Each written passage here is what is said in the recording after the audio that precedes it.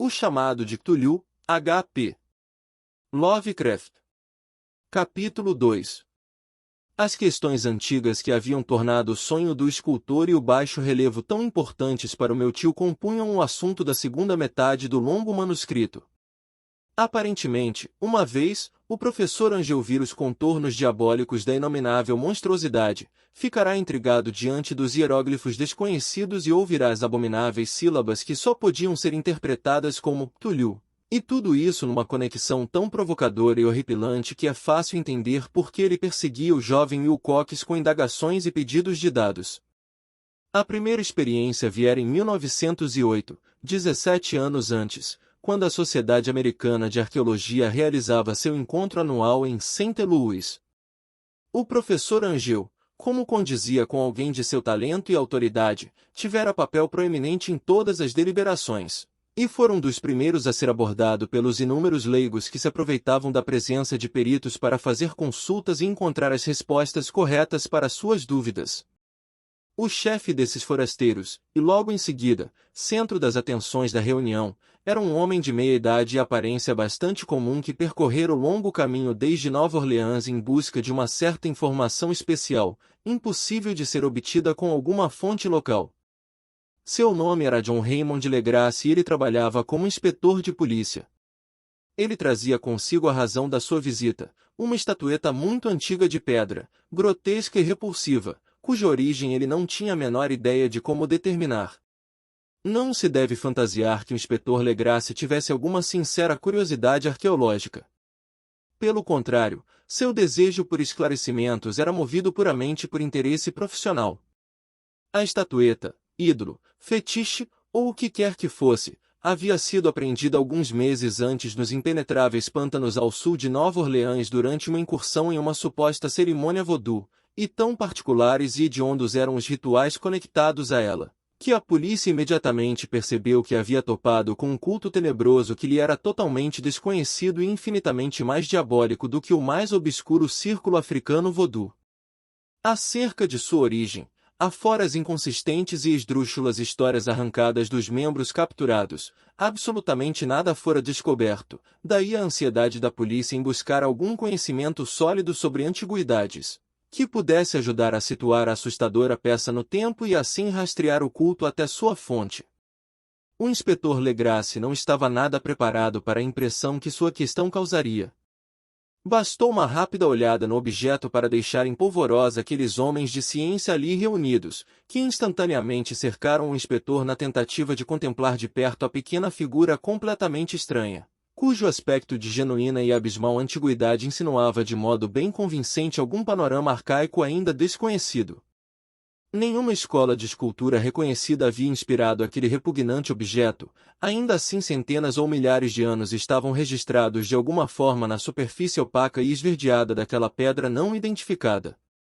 A figura, que passará lentamente de mão em mão para minucioso exame, tinha entre 18 e 20 centímetros de altura e era de primoroso cuidado artístico. Ela representava um monstro com contornos vagamente antropoides, porém com uma cabeça em formato de polvo, cujo rosto era uma massa de tentáculos, e o corpo escamoso com aparência elástica, prodigiosas garras nas patas dianteiras e traseiras, e asas longas e estreitas nas costas. Essa coisa, que parecia impregnada por uma malignidade anormal e assustadora, era de uma robustecida corpulência e estava agachada em pose diabólica sobre um bloco ou pedestal retangular coberto por caracteres indecifráveis. As pontas das asas tocavam a borda de trás do bloco e o corpo ocupava a parte central. Abaixo das pernas dobradas, as garras, apoiadas na borda dianteira, iam da quina até um quarto do caminho em direção à base do pedestal. A cabeça cefalópode inclinava-se para a frente, de modo que as extremidades dos tentáculos faciais tocavam o dorso das gigantescas patas dianteiras, que abraçavam os joelhos elevados.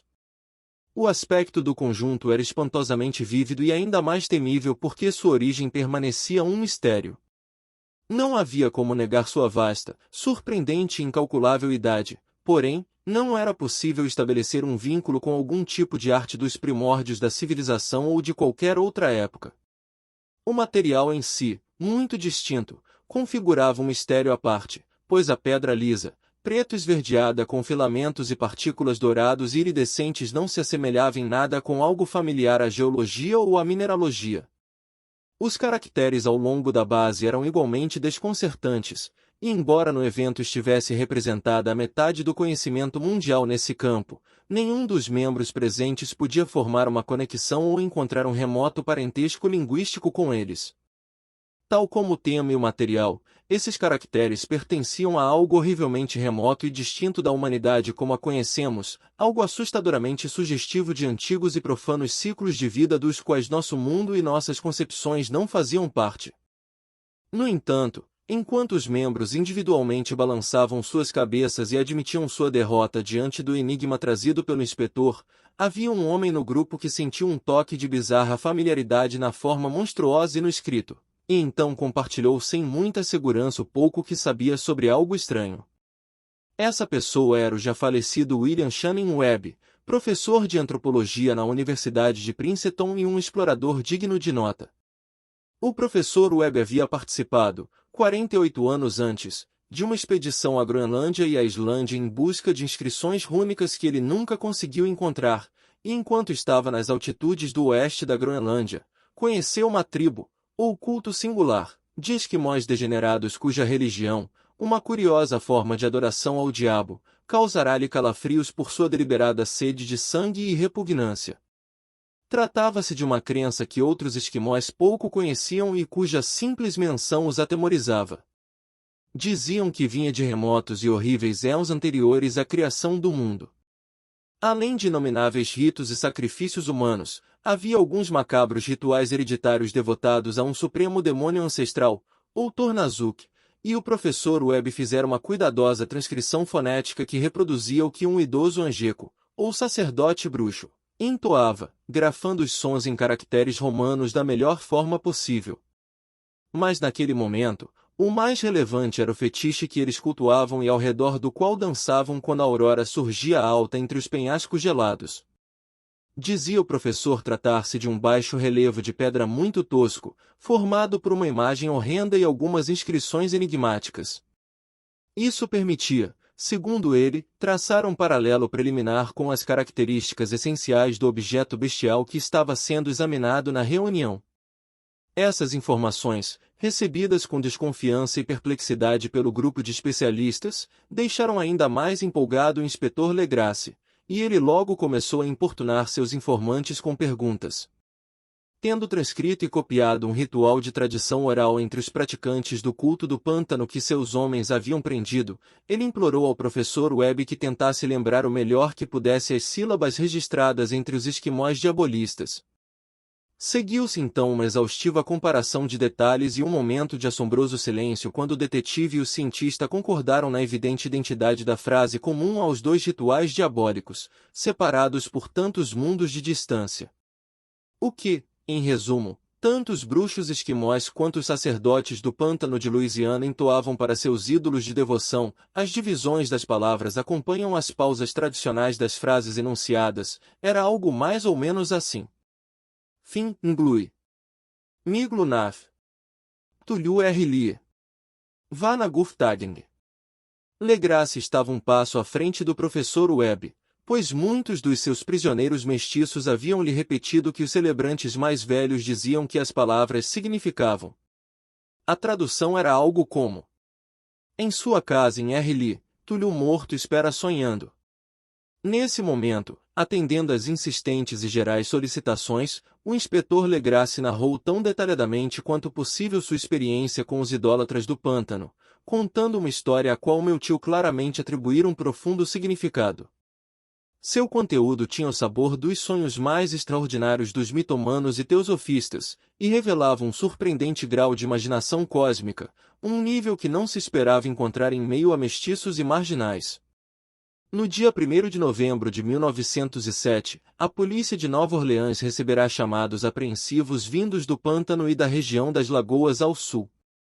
Os poceiros de lá, em sua maioria primitivos, mas bem-intencionados descendentes dos homens de Lafitte, estavam tomados de completo terror por causa de uma coisa desconhecida que os havia espiado durante a noite. Era vodu, aparentemente, mas vodu do mais pernicioso tipo jamais visto, e algumas das mulheres e crianças haviam desaparecido desde que o malévolo Tantã tinha começado seus incessantes batuques à distância, dentro dos bosques sombrios onde os moradores não se aventuravam. Havia gritos insanos e urros angustiantes, cânticos que faziam gelar a alma e chamas diabólicas dançantes. Um desesperado mensageiro também viera de lá, dizendo que os habitantes não podiam mais suportar. Então, um grupo de 20 policiais em 2 carruagens e um automóvel partirá no final da tarde, levando como guia o apavorado poceiro. No final da parte transitável da estrada, eles deixaram os veículos e se embrenharam em silêncio, por milhas, pelos terríveis bosques de ciprestes onde nunca penetrava a luz do dia. Raízes disformes e as forças de barba de velho que pendiam das árvores tornavam penosa a caminhada e, vez ou outra, pilhas de pedras úmidas ou fragmentos do que poderia ter sido uma mórbida habitação deixavam ainda mais depressivo o ambiente que as árvores mal formadas e os montículos de fungos ajudavam a criar. Finalmente o lugarejo dos poceiros, um aglomerado de casebres, surgiu à frente. Os moradores histéricos chegaram correndo e cercaram as pessoas de cujas lanternas nervosas saíam feixes de luz. O abafado batuque dos tantãs já era ligeiramente audível ao longe, bem ao longe, e um guincho pavoroso podia ser ouvido em intervalos regulares quando o vento mudava de direção. Um clarão avermelhado também parecia infiltrar-se através da pálida vegetação rasteira desde os mais distantes caminhos da noite na floresta. Com receio de serem deixados para trás, cada um dos amedrontados poceiros recusava-se a dar mais um passo em direção à cena do culto profano. Então o inspetor Legrasse e seus 19 companheiros avançaram às cegas pelas negras arcadas do horror que nenhum deles havia percorrido antes. A região em que os policiais entravam agora era tradicionalmente de reputação maligna, notadamente desconhecida e inexplorada por homens brancos. Havia lendas a respeito de um lago oculto nunca antes contemplado pelos olhos de um mortal, habitado por uma gigantesca coisa branca poliposa de olhos brilhantes. E os poceiros murmuravam que demônios com asas de morcego saíam das profundezas das cavernas à meia-noite para adorar a criatura.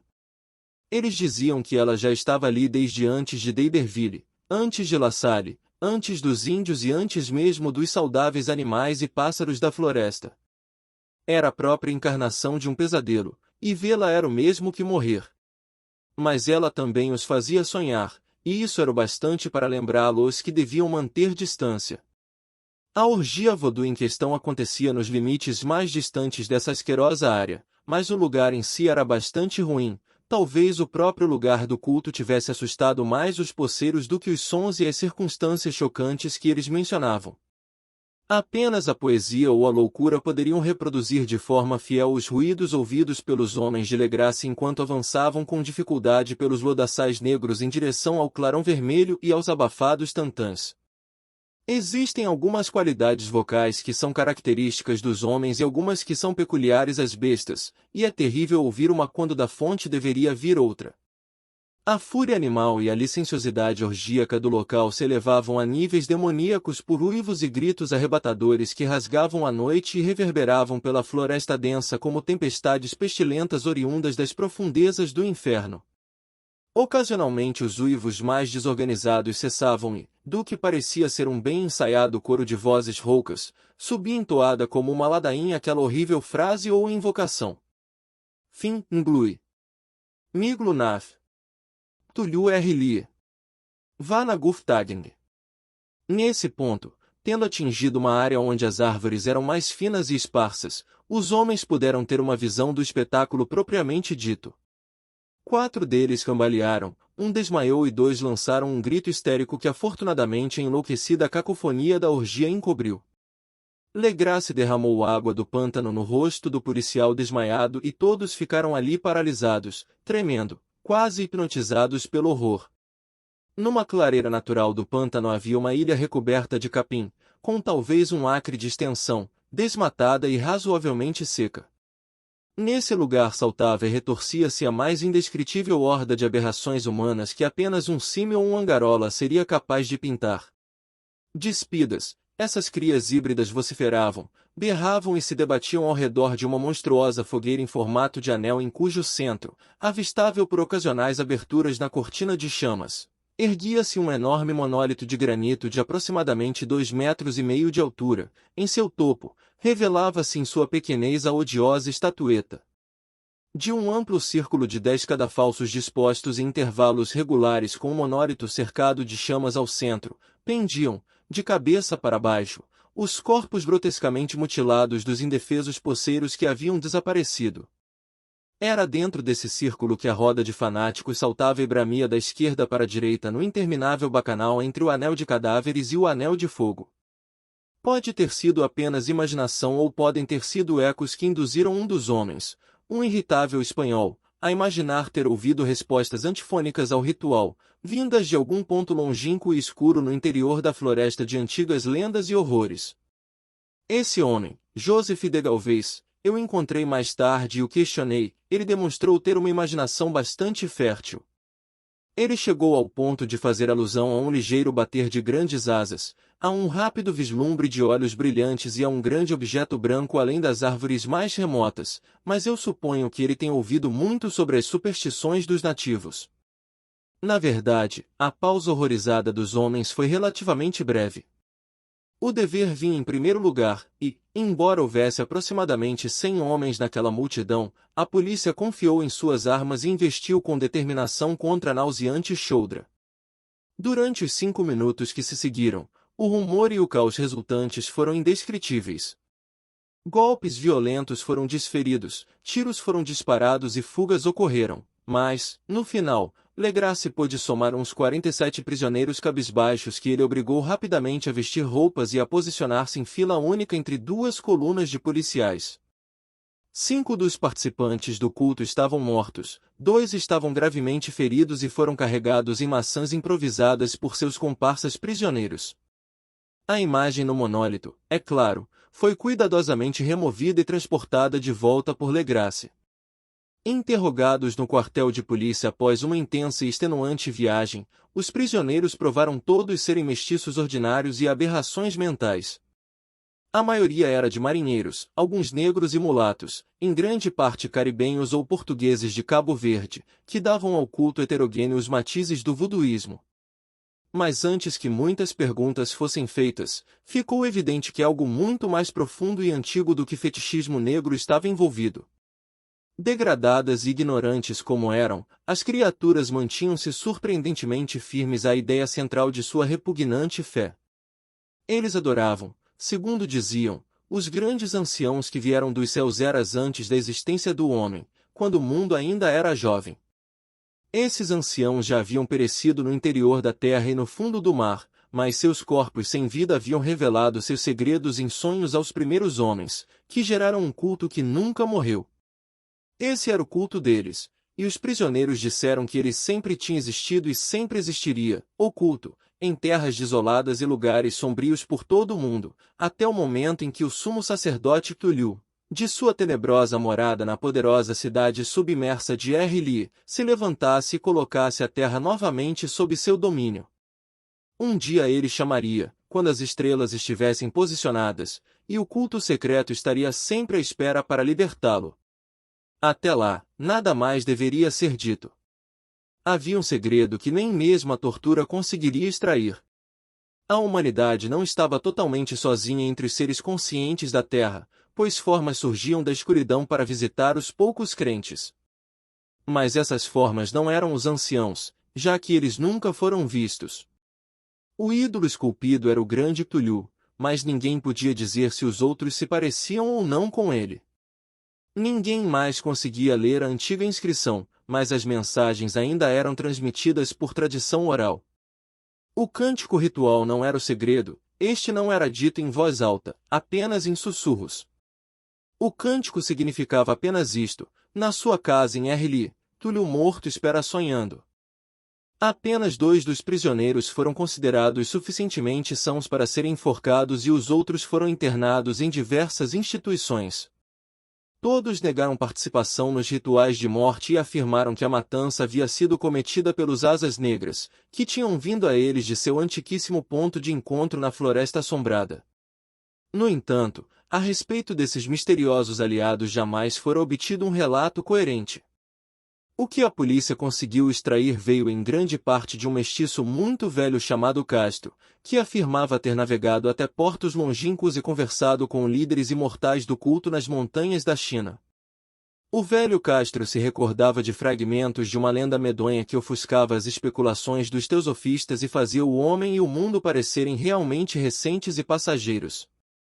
Houve éons em que outros seres reinavam sobre a terra, e eles tinham grandes cidades. Os vestígios deles, de acordo com os chineses imortais, ainda podiam ser encontrados em pedras ciclópicas nas ilhas do Pacífico. Todos eles haviam morrido em época ancestral, antes da chegada do homem, mas havia artes que podiam fazê-los reviver quando as estrelas voltassem à posição correta no ciclo da eternidade. Eles mesmos, na verdade, tinham se transportado das estrelas e trazido consigo suas imagens. Esses grandes anciãos, continuou Castro, não eram feitos realmente de carne e osso.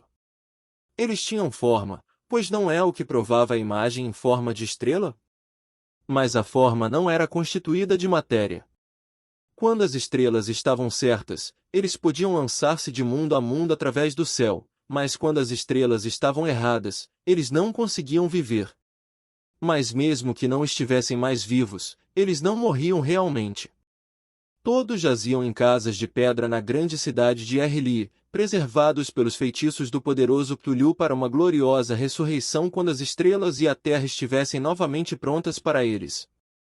Nesse momento, uma força externa deveria ajudá-los a libertar seus corpos. Os feitiços que os preservavam intactos também os impediam de fazer o movimento inicial, e eles podiam apenas ficar ali acordados, na escuridão, pensando enquanto milhões de anos passavam. Sabiam de tudo o que acontecia no universo, pois se comunicavam pelo pensamento. Mesmo agora eles falavam em suas tumbas.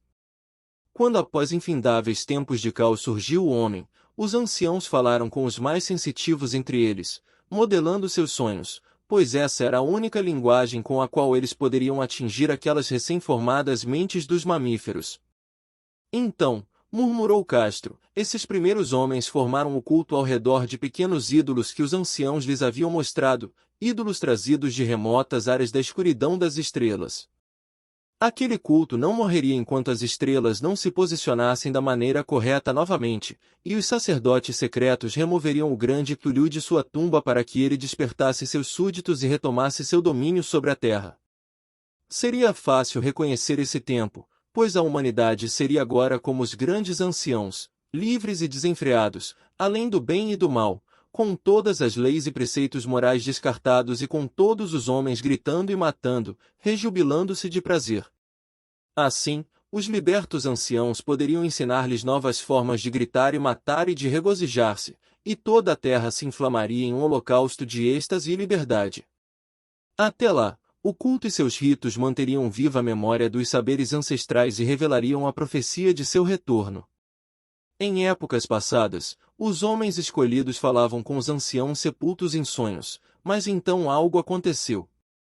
A grande cidade de pedra de Erli, com seus monólitos e sepulcros, fora tragada pelas ondas, e a profundeza das águas, repleta do mistério primordial através do qual nem mesmo o pensamento pode passar, interrompeu a comunicação espectral. Contudo, a memória nunca morreu e os sumos sacerdotes diziam que a cidade emergiria novamente quando as estrelas se alinhassem corretamente. Em seguida, vieram espíritos negros da terra, sombrios e embolorados, repletos de sons indistintos que traziam de cavernas esquecidas sob o fundo do mar. Mas o velho Castro não se atrevia a falar muito sobre eles. Desviou-se do assunto inesperadamente, e não houve contumácia ou sutileza que trouxesse mais conteúdo a esse respeito. Curiosamente, ele também se recusava a comentar o tamanho dos anciãos. A respeito do culto, ele disse acreditar que sua sede se encontrava no meio dos imperscrutáveis desertos da Arábia, onde Irem, a cidade dos pilares, sonha oculta e intocada. Não tinha relação com os cultos de bruxaria europeus e era conhecido praticamente apenas por seus membros. Nenhum livro havia feito alguma menção direta acerca dele, embora os imortais chineses afirmassem que havia duplo sentido em Necronomicon, do árabe louco Abdul al-Yazid, que os iniciados podiam ler como quisessem, em especial o polêmico dístico. Não está morto aquele que jaz na eternidade. E em incomuns éus até a morte pode morrer. Legrasse, profundamente impressionado e não pouco perplexo, havia investigado em vão as afiliações históricas do culto. Castro, aparentemente, havia dito a verdade ao afirmar que isso era totalmente secreto. As autoridades da Universidade de Tulane não tinham sido capazes de acrescentar novas informações seja sobre o culto, seja sobre a imagem. E agora o detetive estava diante das maiores autoridades do país e tinha a oportunidade de conhecer nada menos que a história da expedição do professor Webb à Groenlândia. O exaltado interesse despertado na reunião pelo relato de Legrasse, corroborado pela estatueta, persistiu nas subsequentes correspondências trocadas entre os que estiveram presentes no evento, embora parcas menções tenham ocorrido em publicações formais da entidade.